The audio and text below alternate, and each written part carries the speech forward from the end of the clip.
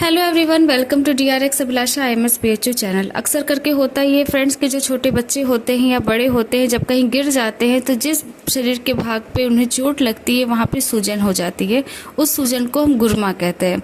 Actually में ये जो सूजन होती है उसका कारण ये है कि वहाँ की जो रक्त वाहिकाएं होती हैं वो क्षतिग्रस्त हो जाती हैं, जिसके कारण वहाँ के जो तरल पदार्थ होते हैं वो एक ही जगह इकट्ठा हो जाते हैं, जिसके कारण सूजन या गुरमा या लंप जो भी आप कहिए ये हो जाता है। सही मायने में देखा जाए तो ये जो लंप होते हैं ना, ये बहुत ही ज़्यादा क्रिटिकल होते हैं, इसलिए ज़रूरी है कि जल्दी से जल्दी इनकी जो रक्त वाहिकाएं जो जहाँ पे ये सारे तरल पदार्थ इकट्ठे हुए हैं उनको आप जल्दी से जल्दी ख़त्म करने की कोशिश करें।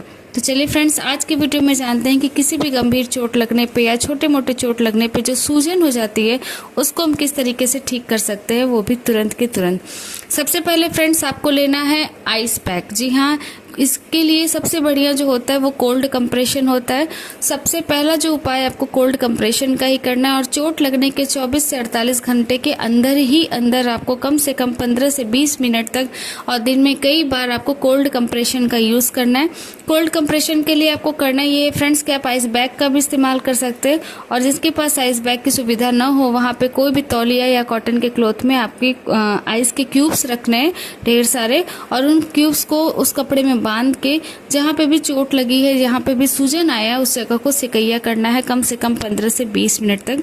और हमेशा की तरह मैं बोलूँगी कि ये शुरू के ही समय करें, मतलब जैसे ही चोट लगा अगर जितना जल्दी हो सके उतना अच्छा होता है, और 24 से 48 घंटे के अंदर कम से कम ये हो जाना चाहिए। जब आप सिकैया करते हैं तो होता है ये फ्रेंड्स कि वहाँ के जो रक्त वाहिकाएं होती हैं उनको ये जो आइस पैक होती है वो कस देती हैं, जिससे कि ये जो इकट्ठा हुए तरल पदार्थ होते हैं वो धीरे धीरे खुलने लगते हैं। तो ये बहुत ही अच्छा रेमेडीज है।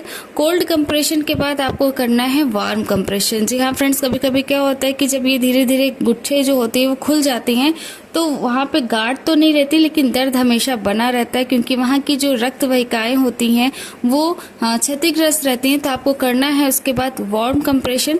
वार्म कंप्रेशन के लिए आप क्या करेंगे कि पहली बात तो ये कंप्रेशन हमेशा कोल्ड कंप्रेशन के 24 घंटे के बाद ही करनी है।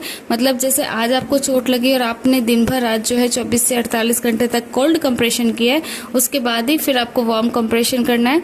जब सूजन पूरी तरीके से खत्म हो जाती है, गट्ठे हमेशा खत्म हो जाते हैं, तो फिर आपको क्या करना है कि वार्म कंप्रेशन के लिए आप किसी भी कपड़े, कॉटन क्लॉथ का किसी भी गर्म चीज, चाहे वो तवा हो, प्रेस हो या फिर कोई भी ऐसी चीज जहाँ से आपको गर्म वो कर सके कपड़े को, वहां पे उस कपड़े को गर्म करना है और उस गर्म कपड़े से आपकी सिकैया करनी है जहाँ पे भी वो सूजन था।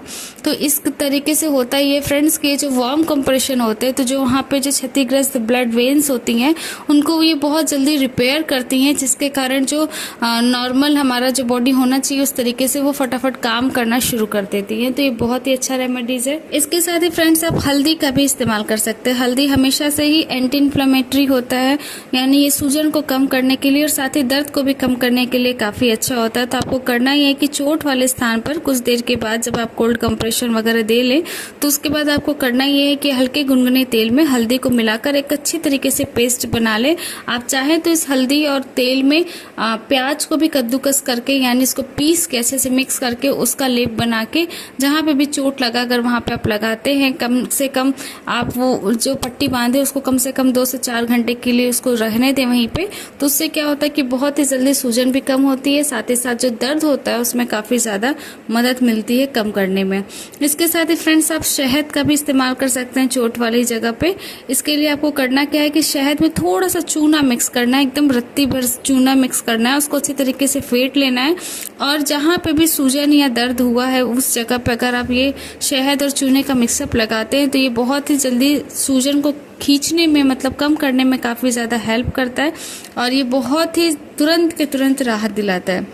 इसके साथ ही फ्रेंड्स अगर ये जो चोट लगे वो सिर में लगे हैं तो आपको ध्यान देना है कि जो भी बच्चा सोए वो ऊंचाई पे सोए, मतलब कि जिसको भी चोट लगी है माथे पे उसके सिर के नीचे कम से कम आपको 1 से 2 तकिया लगा लेना है, जिससे कि उनका जो सिर है वो थोड़ा सा ऊंचा रहे। इससे भी रिपेयर होने में काफ़ी ज़्यादा हेल्प मिलती है। इसके साथ ही फ्रेंड्स आप अर्निका का भी इस्तेमाल कर सकते हैं। एनाल्जेसिक गुणों होने के कारण ये जो अर्निका होती है ये भी सूजन के लिए काफ़ी ज़्यादा प्रभावी जड़ी बूटी है। तो अर्निका का जो रस होता है उसको चोट वाली जगह पर लगाएं और इससे क्या होगा कि जो दर्द हो सूजन है दोनों में काफ़ी ज़्यादा तुरंत राहत मिलती है।